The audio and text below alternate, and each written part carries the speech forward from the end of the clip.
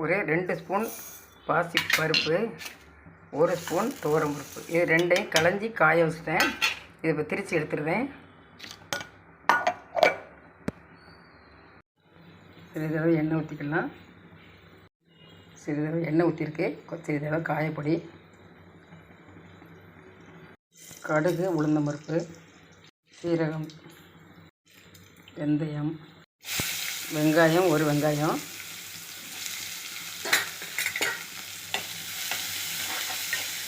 அதை வதக்கலாம். அடுத்து தக்காளி போட்டுக்கலாம்.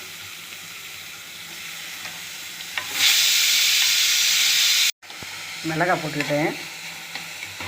குக்கர் விசில் வந்துட்டு சவுண்டுனால வீடியோ கட் பண்ணிட்டு போட்டேன். நல்லா வதங்கட்டும். கருவேப்பிலை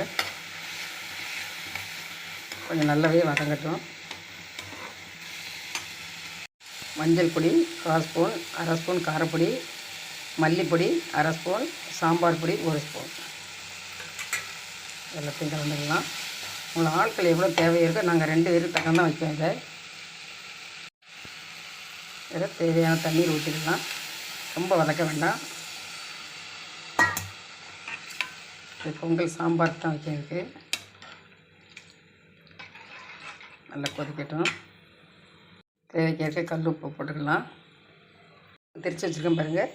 அதில் 1 ஸ்பூன் கூட போதும். போட்டு நல்லா வேகட்டும்.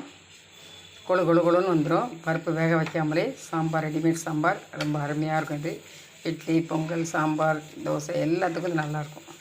நல்லா கொதிக்கட்டும். கொஞ்சம் வேகட்டும். பருப்பு வந்து அரை குறையாக தான் போட்டேன். கொஞ்சம் வேகட்டும். கருவேப்பிலை, மல்லித்தலை போட்டு ஆஃப் பண்ணிடலாம். இப்படி ஒரு சாம்பார் வந்து கரெக்டாக 10 நிமிஷம் கூட ஆகலை. நம்ம கொதிக்க வச்சு போட்டோமா அந்த டைம் தான் டக்குன்னு கொதி வந்தது. வெந்துட்டு நம்ம ஆஃப் பண்ணிடலாம். பருப்பு வேக வைக்க வேண்டாம். பருப்பு பொடி பண்ணி பவுடர் பண்ணி போட்டால் ஹோட்டல்ஸ்லாம் இந்த மாதிரி தான் பண்ணுவாங்க. பருப்பு இது வந்து கொஞ்சமாக பருப்பு போட்டாலே போதும். இதுக்கு இந்த மாதிரி சாம்பார் வைக்க ரொம்ப நல்லாயிருக்கும்.